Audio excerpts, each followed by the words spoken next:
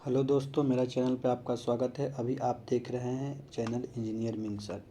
Chapter electrician का electricity concept. First chapter आपको पढ़ा दिया चुका है जो ऑक्यूपेशन सेफ्टी एंड हेल्थ है। अभी आपको हम जो पढ़ाने जा रहे हैं वो सेकंड चैप्टर पढ़ाने जा रहे हैं, इलेक्ट्रिसिटी कॉन्सेप्ट। ठीक है, जो एस के झा ने बुक निकाली थी उसकी सेकंड चैप्टर। ठीक है, इस बुक में टोटल जो 5000 क्वेश्चन हैं और 5000 क्वेश्चन मेरे चैनल पे पढ़ाया जाएगा। अगर आप पढ़ना चाहते हैं तो मेरे चैनल को सब्सक्राइब कर लीजिए और जो भी दोस्त इलेक्ट्रिशियन से किए हैं आईटीआई उसको शेयर कर दीजिए। ठीक है, ये सारे एग्ज़ाम के लिए इम्पोर्टेंट हैं। आइए तो फर्स्ट क्वेश्चन से हम लोग स्टार्ट करेंगे और फर्स्ट ऑब्जेक्टिव क्वेश्चन से हम देखते हैं क्या कहता है। तो यहाँ से क्वेश्चन स्टार्ट होता है। ठीक है, तो फर्स्ट क्वेश्चन यहाँ पे जब आप देखेंगे तो कहता है कि सुरक्षा के आई नियम के अनुसार स्वीकार्य आवृत्ति भिन्नता क्या है। ठीक है, तो क्या है 3%। कितना है 3%। इंग्लिश में भी दिया हुआ है क्वेश्चन, आप देखिएगा तो कि what is the allowable frequency variation as per I rule of safety. तो कितना है 3%। ठीक है, तो इसको आप देख लीजिएगा। सेकंड क्वेश्चन आएंगे, या इसका डिटेल आप पढ़ सकते हैं, इसके बारे में अगर समझ में ना आए तो। फर्स्ट क्वेश्चन है इसलिए इसका डिटेल देख लीजिए। कहता है सुरक्षा के आई नियम के अनुसार स्वीकार आवृत्ति भिन्नता 3% है और किसी व्यक्ति के सुरक्षित रहने के लिए अधिकतम उसके शरीर की प्रवाहित धारा का मान 9 मेगा एम्पियर 10 मेगा एम्पियर तक होनी चाहिए। ठीक है, हाथ से हाथ विद्युत धारा के प्रवाह को टच पोटेंशियल कहते हैं। जीवन रक्षक प्रणाली के लिए यूपीएस की आवश्यकता होती है। ठीक है, इसका एक्सप्लेनेशन था फर्स्ट क्वेश्चन का। अब हम लोग सेकंड क्वेश्चन देखेंगे। ठीक है, सेकंड क्वेश्चन जो है हम लोग देखेंगे कि सेकंड क्वेश्चन जो है क्या कहती है उसके बारे में। ठीक है, तो सेकंड क्वेश्चन है कि बिजली के काम के दौरान निम्न में से क्या एक बिजली के झटके को टालता है। माने कौन है जो बिजली के झटके को जो है टालता है। ठीक है, तो देखेंगे इसको कौन बिजली के झटके को टालता है। ठीक है, तो सूखी लकड़ी अगर ड्राई वुड पे आप चढ़े हुए हैं उसके बाद अगर काम करते हैं तो क्या करता है, बिजली के झटके से हमको क्या करता है, बचाता है। तो 2 का आंसर क्या होगा, ए होगा। 2 का आंसर क्या होगा, ए होगा। ठीक है, ये सभी एग्जाम के लिए इम्पोर्टेंट है, चाहे आप एएलपी का एग्ज़ाम दे रहे हैं, चाहे आप ग्रुप डी का एग्ज़ाम देंगे भविष्य में, या आप डीआरडीओ मेट्रो ये सब जो भी एग्ज़ाम देंगे टेक्नीशियन, सबके लिए इम्पोर्टेंट होगा। थर्ड नंबर क्वेश्चन देखेंगे हम। थर्ड नंबर क्वेश्चन यहाँ पे है। ठीक है, कि निम्नलिखित में से कौन सा क्षेत्र आई नियम बिजली के झटके से पीड़ित व्यक्तियों के आयोग के महत्व देता है, आयोग को महत्व देता है। ठीक है, तो थर्ड नंबर क्वेश्चन का आंसर इधर मिलेगा आपको। थर्ड नंबर क्वेश्चन का आंसर देखिए यहाँ पे है ऑप्शन। फर्स्ट ऑप्शन है संपर्कता के नियम 46, स्विच नियम 37, कट आउट नियम 44, ऊर्जा नियम 38। तो इसका आंसर क्या होगा, कट आउट नियम 44। क्या होगा, कट आउट नियम 44। इसके बारे में पढ़ लीजिए यहाँ से।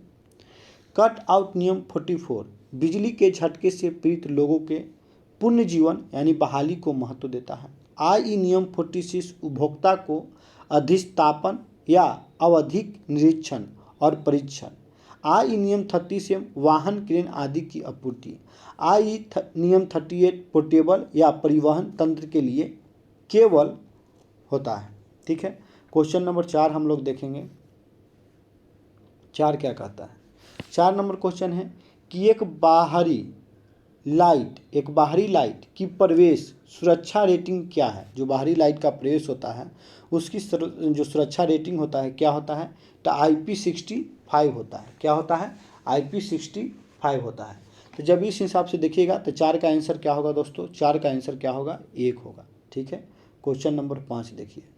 क्वेश्चन नंबर 5 देखिए यहाँ पे आएगा। क्वेश्चन नंबर 5 यहाँ से स्टार्ट होगा। 5 क्वेश्चन क्या कहता है। 5 कहता है वस्तुओं को पकड़ने के लिए कौन सी पकड़ सबसे उपयुक्त है।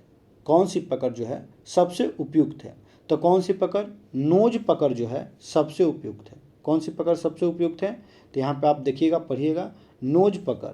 ठीक है, नोज पिलर्स जो है सबसे उपयुक्त है।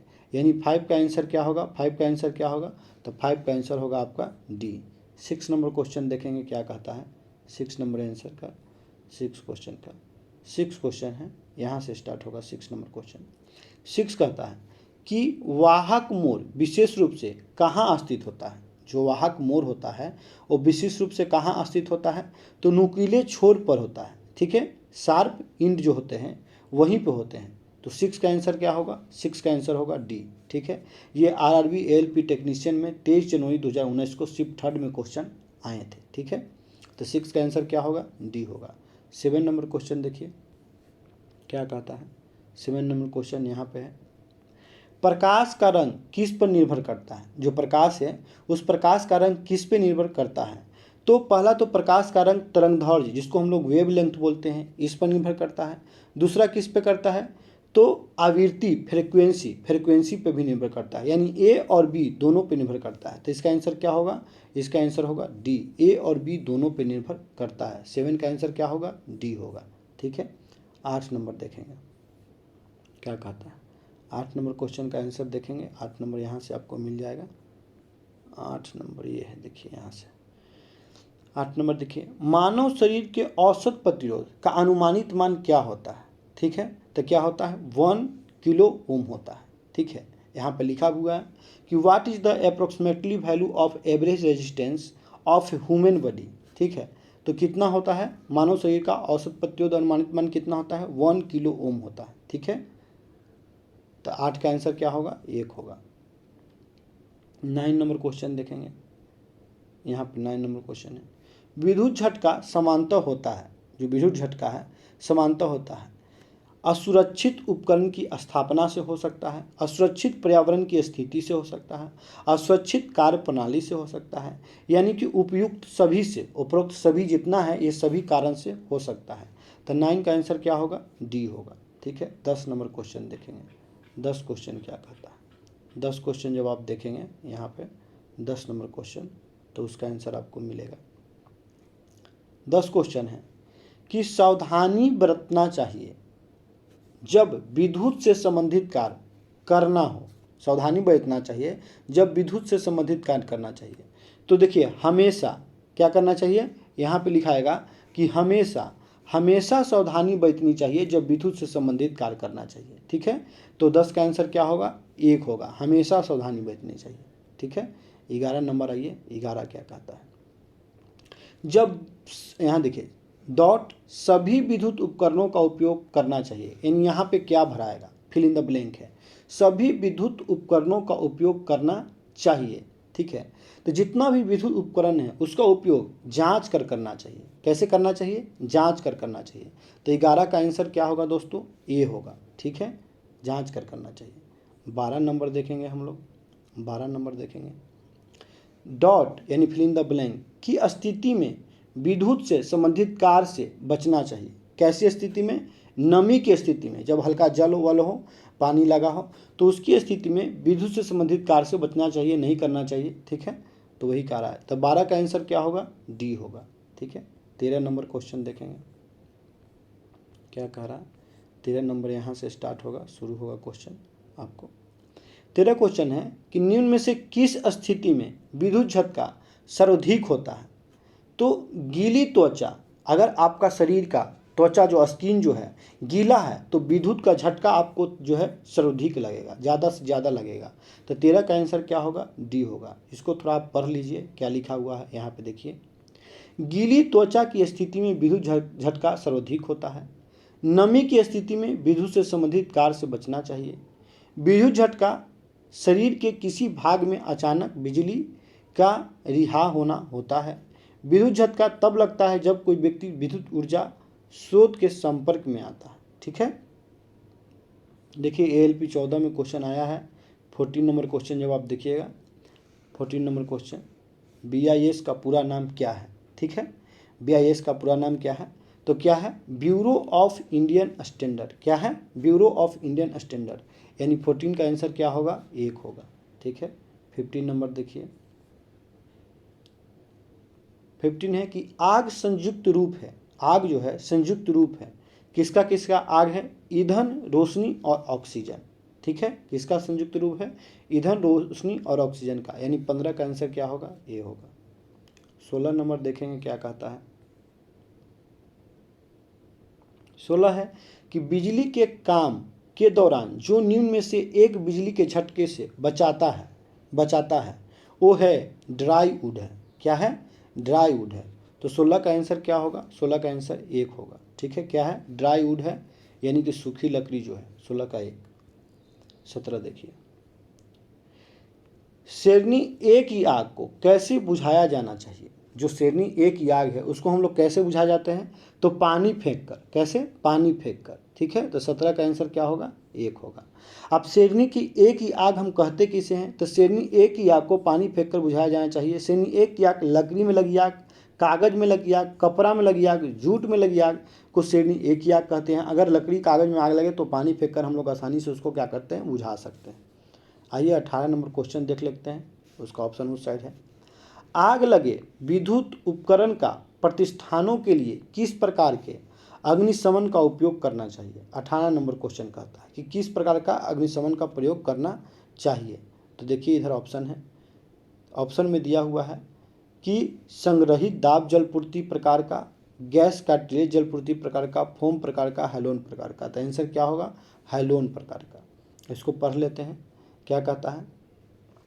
आग लगे विद्युत उपकरण का प्रतिष्ठानों के लिए हैलोन प्रकार के अग्निशमन का उपयोग करना चाहिए। कैसे? हैलोन प्रकार का। हैलोन के अग्निशमन का प्रयोग बिजली के लगने वाली आग को बुझाने के लिए किया जाता है। अग्निशामक यंत्र मुख्यतः 4 प्रकार का होता है। कितना प्रकार का होता है? 4 प्रकार का, और चारों प्रकार यहाँ पे दिया हुआ है। सोडा है, फोम है, कार्बोनाइड है और कार्बन टेट्राक्लोराइड है। ठीक है, अब आइए क्वेश्चन नंबर कितना? 19 जो हम लोग पढ़ने जा रहे हैं। 19 नंबर क्वेश्चन पढ़ने जा रहे हैं। ठीक है, पूर्ण जीवन जिसको रिसिस्टेशन की सबसे अधिक कारगर विधि कौन सी है? तो कौन सी है? मुंह से मुंह पूर्ण जीवन रिसिस्टेशन, ये सबसे कारगर विधि है। ठीक है, सांस अगर आप देते हैं तो 19 का आंसर क्या होगा? डी होगा। ठीक है, 20 नंबर देखिए, 20 नंबर देखिए, 20 क्वेश्चन क्या कहता है? 20 कहता है कि वन इलेक्ट्रिशियन बोल्ट निम्नलिखित में से किसके बराबर होता है? इलेक्ट्रॉन बोल्ट, 1 इलेक्ट्रॉन बोल्ट निम्नलिखित में से किसके बराबर होता है? तो 1.6 × 10⁻⁻19 के बराबर होता है। यानी कि 20 का आंसर क्या होगा दोस्तों? तो सी होगा। आइए 21 नंबर देखते हैं क्या कहता है। 21 नंबर यहाँ पे है, कार्य करते समय कोई व्यक्ति विद्युत के संपर्क में आ जाए, तुरंत निम्न में से क्या प्रयास करेंगे? तो हम क्या प्रयास कर सकते हैं कार से बचाने के लिए उसके? ये कह रहा है। तो लकड़ी की छड़ी का उपयोग करके उसे अलग करेंगे। आप देखते होंगे जब किसी व्यक्ति को करंट लग जाता है और उसके संपर्क में आ जाता है, चपक जाता है, तो उसको हम लोग लकड़ी के जो डंडे होते हैं उससे उसको मारकर क्या करते हैं? छुड़ाते हैं। तो वही लिखा हुआ है कि लकड़ी के छड़ी का उपयोग करके उससे हम लोग क्या कर सकते हैं? उससे अलग कर सकते हैं। तो 21 का आंसर क्या होगा? डी होगा। 22 नंबर देखिए, 22 नंबर इधर है, 22 यहाँ से आपको मिलेगा। 22 स्क्रीन पर आ गया आपका। तेल, पेंट आदि में लगने वाली आग डॉट श्रेणी में वर्गीकृत की जाती है। तेल पेंट में, तो तेल पेंट में जो है लिक्विड है, और लिक्विड क्लास बी के अंतर्गत आता है, सॉलिड क्लास ए के अंतर्गत आता है। ठीक है, जो कागज होते हैं, लकड़ी होते हैं, सब ए के अंतर्गत आते हैं। ये तेल पेंट जो भी लिक्विड है वो क्लास बी श्रेणी के वर्गीकृत की जाती है। तो क्या होगा आंसर? 22 का बी होगा, 22 का ए होगा। ठीक है, 23 नंबर देखिए, 23 है, केल्विन किसकी ऐसा यूनिट है? केल्विन पूछ रहा है, तो किसकी है? ताप का है, तापक्रम का है। यानी 23 का आंसर क्या होगा? सी होगा। 24 देखते हैं, 24 क्या कहता है? डॉट 24 कह रहा है कि डॉट व्यक्ति बिजली वार के लिए, वायर लिखा हुआ है, वायर के लिए आसान निशाने होते हैं। बिजली वार के लिए आसान निशाने होते हैं। एक खुले मैदान में व्यक्ति बिजली वार के लिए आसान निशाने होते हैं। यानी 24 का आंसर क्या होगा? सी होगा।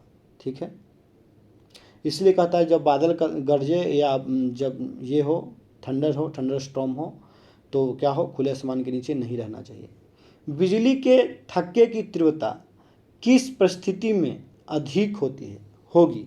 ठीक है, तो क्या होगी? गीली त्वचा जब होगी तब अधिक से अधिक होगी। तो 25 का आंसर क्या होगा दोस्तों? डी होगा।